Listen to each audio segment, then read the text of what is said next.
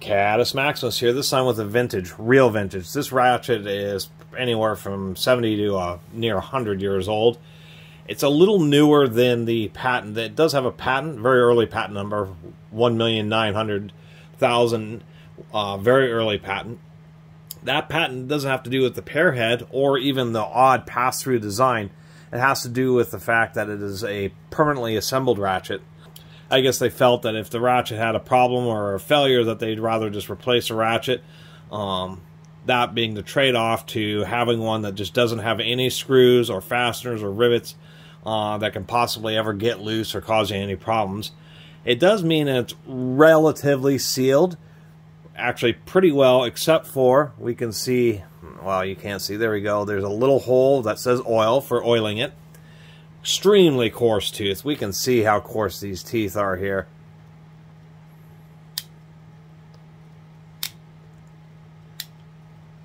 You can see how, maybe this way is better. You can see how far that darn thing moves. It's an 18 tooth.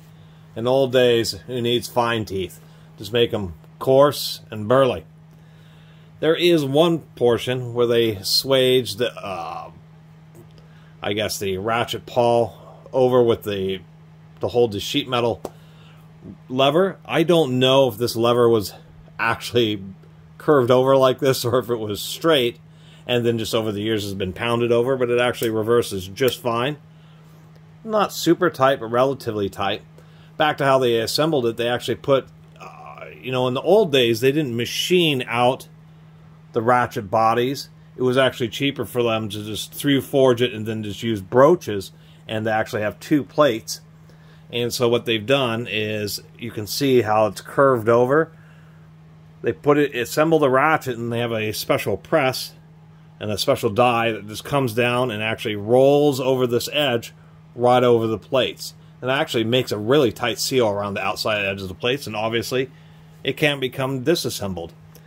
As far as its action, after giving it a healthy lube, this ratchet's just fine and is ready to do work just like it was 75 years ago or whenever this was made. The patent's from 1932, so prior to World War II. And once again, after lubing it, it's pretty good. I suspect it's a batwing pawl design because, as we see, we can ratchet it, and it does make the reverse lever move, and that's a indication of a batwing or Williams kind of style pawl design. Really strong spring. I mean, the easiest way to do it, this is a 1/2-inch ratchet, and we can get quite a bit of, and this is freshly lubed, quite a bit of handle motion before it ratchets, so quite a bit of back drag. It's just making sure that it has real solid engagements. So of course, the oddball thing is that pass-through. I don't know if that makes the ratchet mechanism technically a little bit weaker because there's a big hollow area. Just really had a hard time. Thought about, you know, maybe you could put a breaker bar in there or extensions in there, but like putting any kind of tools through the head of the ratchet like that, you already have the ratchet there and in place. Just, I understand why ratchets don't have that, is because it's really kind of a design idea that really is not particularly useful. I mean, the most useful thing I could think of is actually taking one of these little 1/2-inch thumb wheels. Then I can put that into the head of this ratchet, and now I actually have a finger spinner in this ratchet, which I thought is actually kind of a cool option. But that's about really the best thing that I can think of. I don't believe this is chrome vanadium. It's going to be some kind of alloy steel. I think this was probably made before van chrome steel, as the old tools, well, I would say, became real common. Should say it does have a nice strong detent on it. Really holds onto the sockets pretty solid. I wouldn't say it's, you know, snap on rock hard or super stiff, but it's pretty good. Sockets definitely aren't going to be falling off. And if we take a close look here, you can see some of the polishing, the wear on the anvil. So this ratchet definitely has seen some action over the many decades that it has existed, and actually still works I mean, without lube, it's surprising. I mean, it works just as well as it did from day one. World War II era is more than likely, because the patent shows a version of this that was a single direction, non-reversing. And since this is a reversing model, it seems to be just a slightly newer one, but still relying on the same patent. It would have to be within 20 years in 1932. So the latest that this ratchet would have been made is 1952.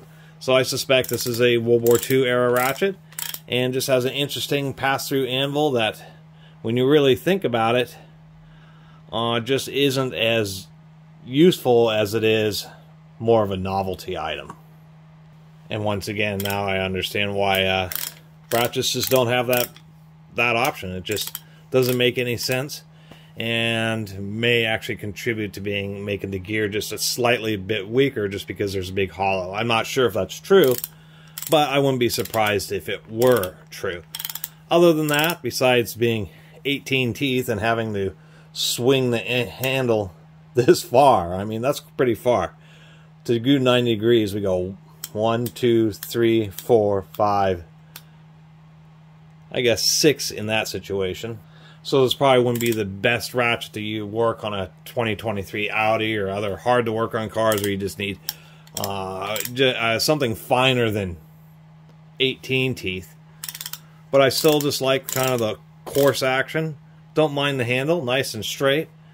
Kind of a thin handle. It's actually a little bit lighter weight. I'm sure it's plenty strong, but being able to ratchet quickly with this is something I kind of miss. You know, a lot of ratchets, they throw a lot of steel so they can be really strong, because people use them as breaker bars these days. But there's something that's been lost, which is having a ratchet that's strong enough, but also save some weight so you can actually, you know, operate it nice and easily and quickly, and be able to ratchet in an efficient fashion. Anyway, just thought this was a cool patented Duro-Chrome permanently assembled ratchet, and just a nice piece of tool history from yesteryear. And with the pass-through head, it's certainly something that you don't see every day. Clean this up. Anyway, really appreciate everybody who's been watching. See you next time.